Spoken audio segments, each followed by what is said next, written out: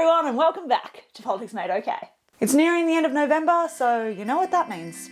It's beginning to look a lot like a federal election. That's right, both leaders have been out there spruiking their policies and campaigning hard. So many hard hats. But things might look a bit different when you next rock up to the polling booths.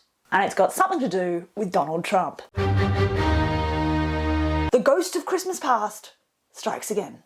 I'm going to explain what I mean later on in the episode and introduce you to a brand new segment. It's the 60-second week that was. Yeah, I'm going to explain to you everything that happened this week in federal politics in 1 minute. So strap in for me dialing the energy up to 11 on this week's show of PMO. Yeah, I'm gonna need more of this.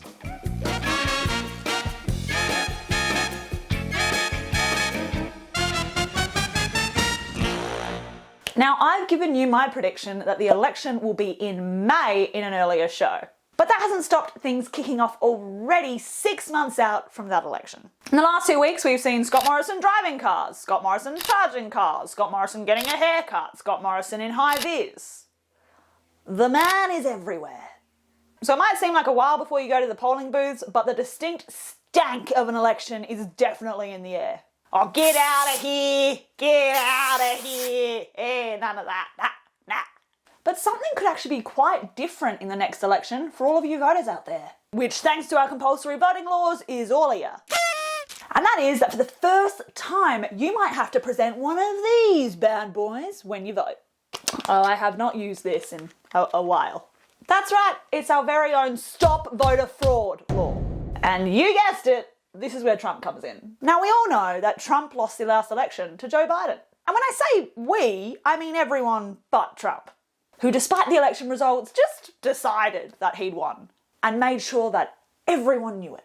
The fact that a president of the US for months spruiked unproven theories that the election was being tampered with really fanned a movement. And that movement didn't just lead to the storming of the Capitol, but also a rise in conspiracy theories around the world about the integrity of elections and if they're being messed with.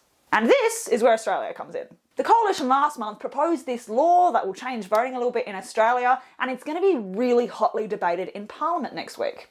What the law proposes is that you'll have to present some form of valid ID when you get to the polling booths. Now, for some of you, this might seem like a pretty low-key matter of just flashing your ID before you go to vote. But the fact is, this is a really controversial bill. Here's what the Labor leader, Anthony Albanese, had to say about it.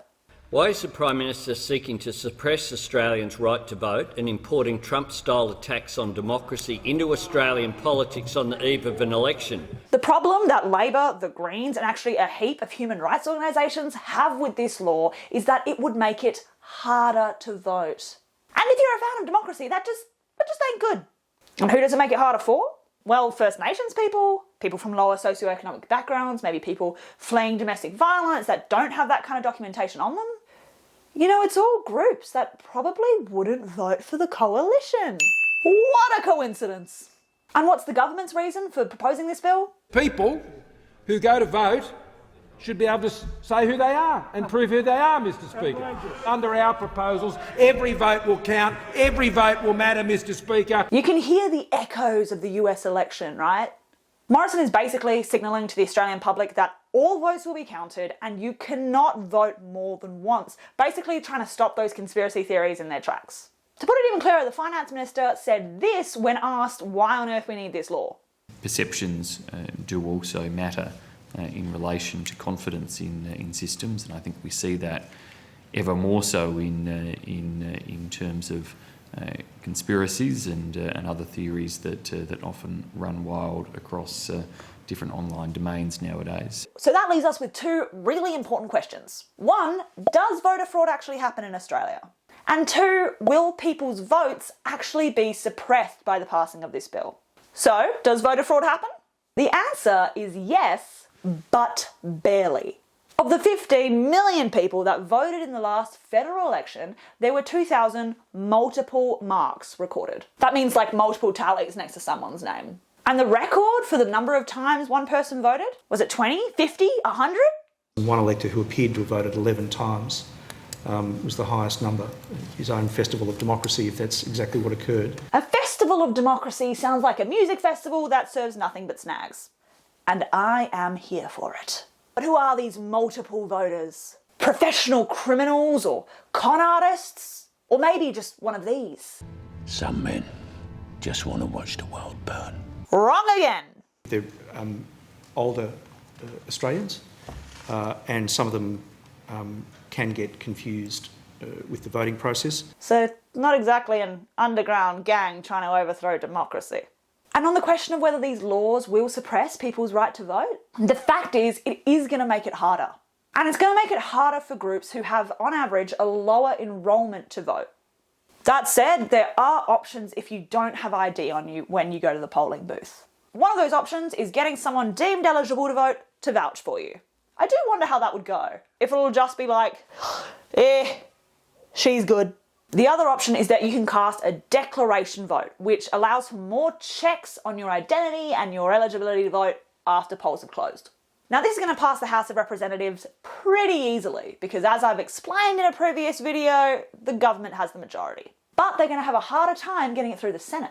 Now, while they've got the support of people like One Nation's Pauline Hanson, the fact is Labor and the Greens will just not support this bill. So they're going to need the support of other independents like Rex Patrick or Jackie Lambie or a senator for the South Australian Party Centre Alliance, Sterling Griff. Now, Rex has told me personally he's not voting for this bill. And Lambie is a pretty proud defender of people from lower socioeconomic backgrounds. So there's a really good chance that she's going to heed the warnings from human rights groups and advocates that this bill will disproportionately affect disadvantaged people. So unless they get Sterling Griff, this bill actually might not make it. So that's the voter ID law. But what else happened this week? And what's going on next week? Well, I'm so glad you asked, because the answer to your question is the 60-second week that was. That's right, I'm going to run down the whole week in 1 minute.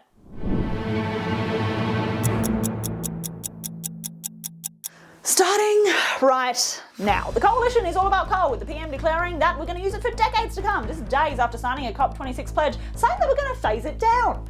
Christian Porter might leave federal politics and become a New South Wales lawyer instead after a pretty troubled year in Parliament.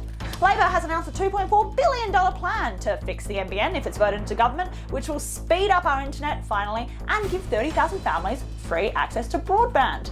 Scott Morrison has announced a new plan of his own to invest $100 million into quantum technologies, whatever the hell that is, that will create 16,000 new jobs by 2040.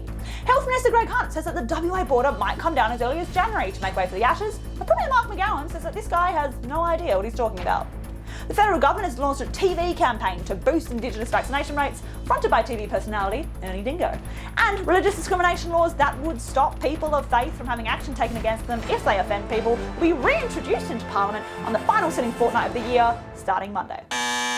Okay, that was exhausting. We're not going to talk about how many takes that took. Suffice to say, Hawkeye here has been watching me struggle for a couple of hours now. But that brings us to the end of the show. Don't forget to like and subscribe, read my yarns, and listen to my podcast bubble pop. And I'll catch you next week on PMI. And I'm down.